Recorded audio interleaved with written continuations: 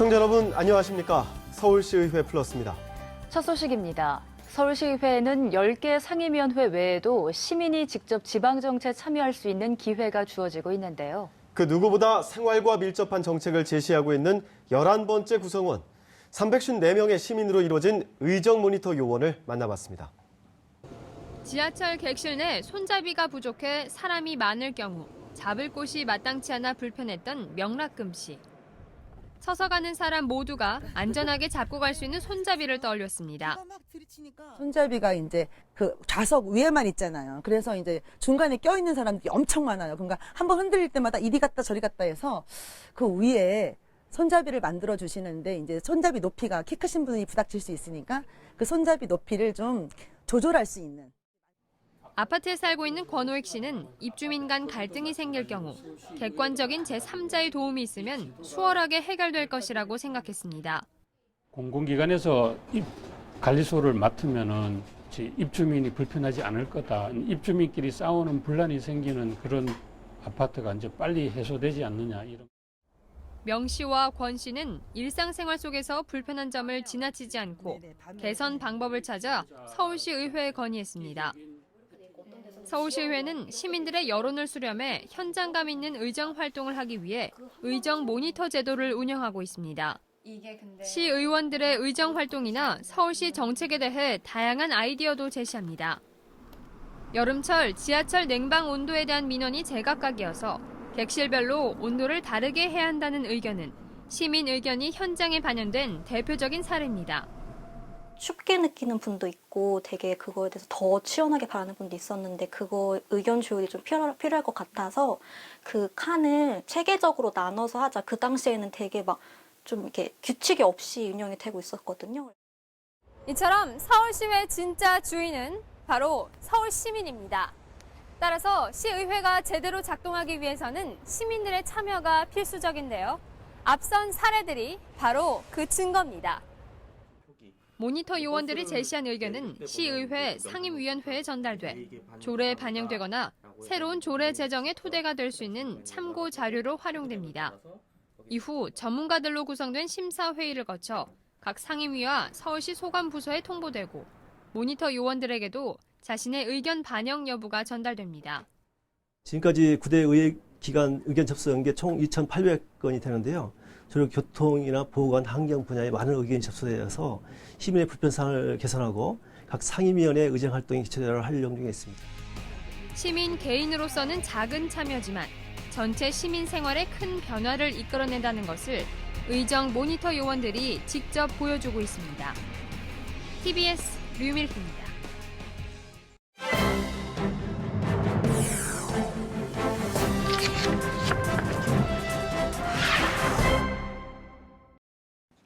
개발과 발전을 거듭하면서 지금 이 순간에도 기술력은 날로 높아지고 있지만 동시에 자연 환경을 해치는 일도 빈번하게 일어나고 있습니다.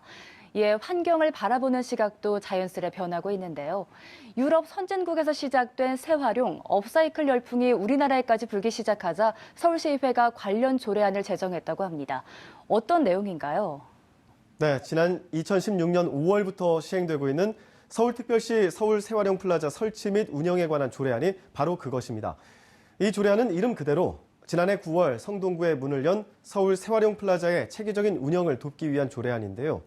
주요 내용으로는 새활용 플라자 설치에 관한 사항과 시설 사용료, 입주자 지원, 그리고 관리 운영 위탁에 관한 사항은 물론 자문기구 설치에 관한 내용 등이 담겨 있습니다. 네, 재활용이라는 말은 들어봤지만 재활용이라는 말 조금 생소한데요. 어떤 개념인가요? 네, 환경을 지키고자 하는 움직임이 최근 들어 갑자기 생겨난 것은 아니죠.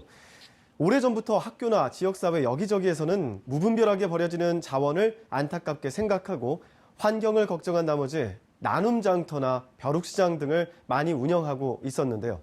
버리기는 아깝지만 더 이상 사용하지 않는 깨끗한 물건을 들고 나와 이웃과 나눠본 경험은 다들 한 번씩 있으실 겁니다. 보통은 이것을 재활용이라 얘기하고 더 정확하게는 재사용이라고 할 수 있을 텐데요. 하지만 이 재활용에서 한 걸음 더 나아간 것이 바로 재활용입니다. 재활용이란 업사이클 혹은 업사이클링의 우리말로 서울시의 조례안 제2조에는 버려지는 물품을 새롭게 디자인하거나 활용 방법을 바꿔 새로운 가치를 지닌 제품으로 재탄생시키는 것이라고 정의하고 있습니다. 미국과 유럽 등에서는 이 업사이클을 통한 고가의 유명 브랜드가 시장을 장악할 정도로 큰 인기를 끌고 있다고 합니다. 업사이클 의류는 그때그때 들어오는 재활용 의류나 천 등에 맞춰 디자인되기 때문에 독특하면서도 대량 생산이 어렵다는 점이 인기의 요인이라고 할 수 있죠. 2010년 자료에 따르면 세계 폐기물 재활용 시장은 연간 4천억 달러의 시장을 형성하고 있다고 합니다. 그중 가장 규모가 큰 미국의 경우 절반에 가까운 2천억 달러 시장을 형성하고 있는데요. 이는 한화로 약 200조 원 규모에 해당된다고 합니다. 우리나라의 경우 2010년 기준 재활용 시장 규모가 약 4조 원 정도로 파악됐는데요. 이제 막 첫걸음을 뗀 수준으로 사실상 이 업사이클 산업은 유럽이 주도하고 있다 해도 과언이 아니죠. 네, 국가별로 주도하고 있는 산업이 제각각이기 때문에 이 산업의 규모를 단순 비교하는 것은 문제가 있겠지만 환경은 특정 국가만의 문제가 아니잖아요. 그래서 더더욱 이 재활용 산업에 관심을 가져야겠다는 생각이 드는데요. 서울의 재활용 문화 확산을 위해 서울 재활용 플라자는 어떤 역할을 하고 있나요? 네, 자원의 순환과 환경 보호를 위해서가 가장 큰 목적인데요. 이에 그치지 않고 일자리 창출 효과까지 톡톡히 보고 있습니다. 종이, 목재, 유리, 철제, 교육, 컨설팅과 연구개발 등 업사이클을 전문으로 하는 기업들을 분야별로 나눠서 총 32개의 공방이 입주해 있는데요. 자동차 가죽 시트, 에어백, 안전벨트 등 폐자동차에서 수거되는 소재를 활용해 패션 제품을 제작하는 회사도 있고요. 석탄 폐석, 자투리 석재를 활용해 벤치나 방음벽 등 친환경 제품을 생산하는 회사도 있습니다. 버려진 유리병을 녹여서 예술 작품으로 재활용하거나 그릇 등의 주방용품을 만드는 회사도 있습니다. 이처럼 서울 재활용 플라자는 시민과 청년 창업가들을 연결시켜주는 허브 역할을 톡톡히 해주고 있는 셈입니다. 뿐만 아니라 재활용 산업을 널리 알리는 데에도 많은 노력을 하고 있습니다. 1층에 위치한 전시장에는 재활용을 직접 체험하고 공감하는 공간도 있고요. 체험교육 프로그램과 사전 신청으로 참여할 수 있는 현장 학습도 운영되고 있어서 버려지는 폐자원을 재활용해서 새로운 가치를 얻게 되는 자원순환의 흐름을 배워갈 수 있는 것은 물론 세계인이 함께 살아가는 우리 지구를 다시 웃게 하는데 한 몫을 확실하게 하고 있다고 해도 과언이 아니라고 할 수 있습니다. 네, 한 해 버려지는 쓰레기, 폐기물들의 양을 떠올린다면 재활용이 앞으로 더더욱 발전 가능성이 높은 산업이 아닐까 생각되는데요. 서울 재활용 플라자가 서울시의 재활용 산업은 물론 더 나아가 우리나라 전체의 재활용 산업을 이끌어가는 허브 역할을 톡톡히 해내길 기대해 보겠습니다.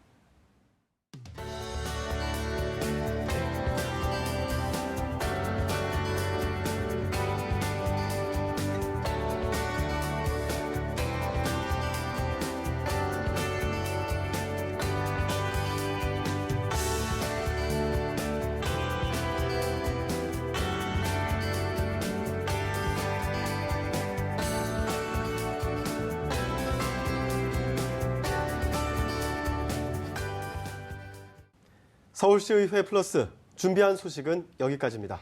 다음 시간 더 알찬 소식으로 찾아뵙겠습니다. 함께해 주신 여러분 고맙습니다.